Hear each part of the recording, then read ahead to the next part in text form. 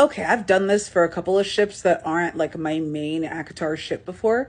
And I feel like if I'm going to do this again, it should be for Azris. I'm going to try to conceptualize an Akatar 6 that is not around Elriel or Gwynriel or any of the other redheads that are being thrown at Azriel. We're going to have a queer male love story.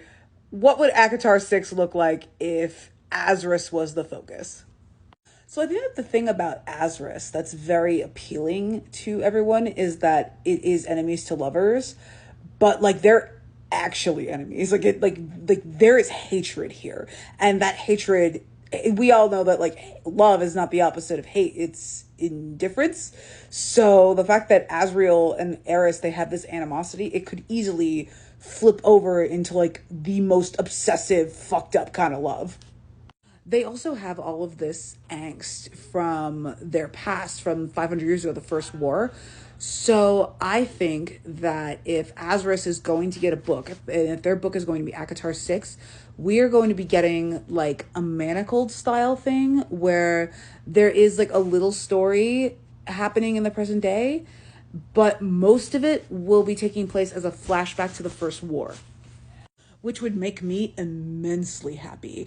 I the war, like the 500 years ago war, it fucking fascinates me.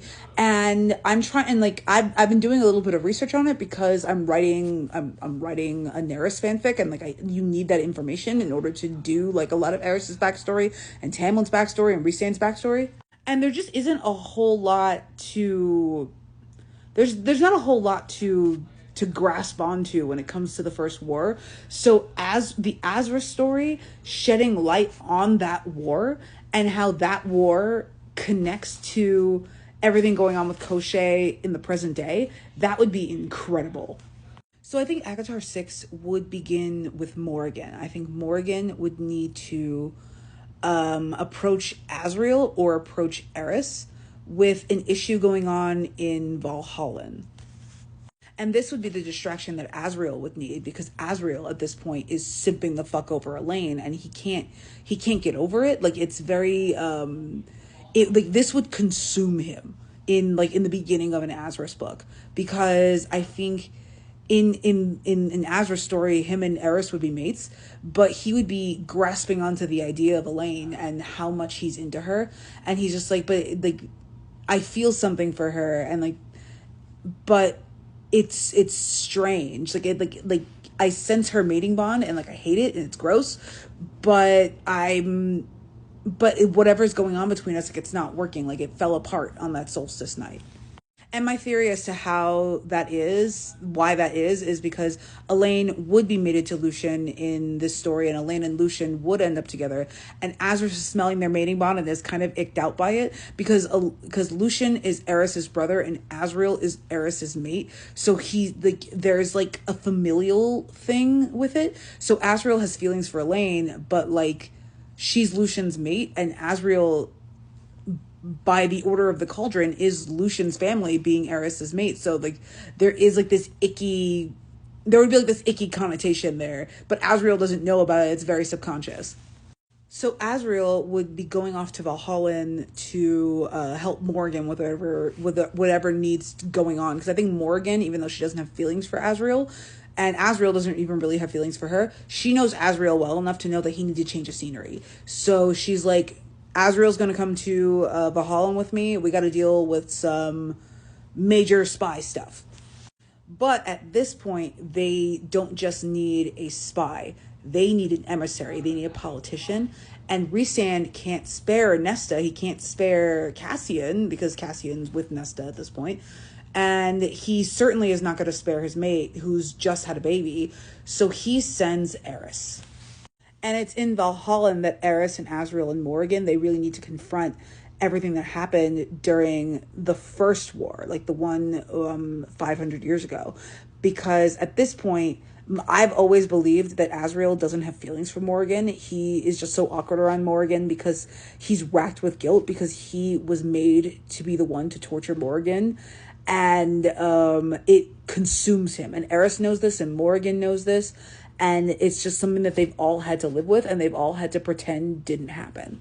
And as we start to see the story of the First War, the Asriel's notions of Eris are being challenged, and Eris's entire facade is crumbling down around Asriel and around Morrigan. And the reason why Morrigan would be so important to the story is because both Asriel and Eris, they have no shot of a happily ever after in this world unless Morrigan absolves them. And Morrigan is the one to represent the truth. So Asriel and Eris both have different viewpoints of what happened in the First War. And I think Morrigan would be that middle point, and she would be like, no, you guys are both wrong. Let me use my powers and explain it to you. And the more like their demons are exercised, the more intense their feelings are for each other, and they just eventually the banging is just off the charts dirty.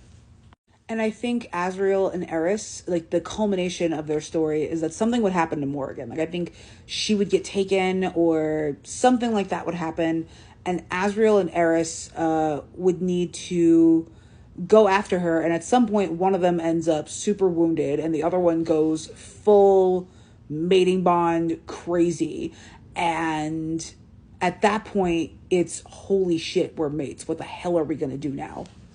Because at this point, I think Asriel is still in denial. I think Asriel would not have had like a gay experience at this point. So Asriel's in full bi male panic, and Eris is like, okay, I don't know what to do with this.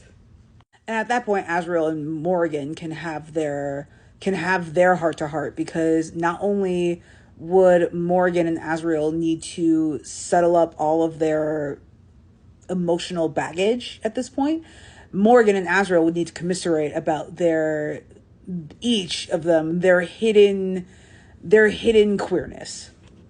I think there's a lot of different ways that an Azris story could go, which is why I'm not too clear on what the plot would be, but I think it would be a wild ass novella if Asriel and Eris, they had like a little side adventure in Valhallen that took place alongside an Aleutian full novel, a full book.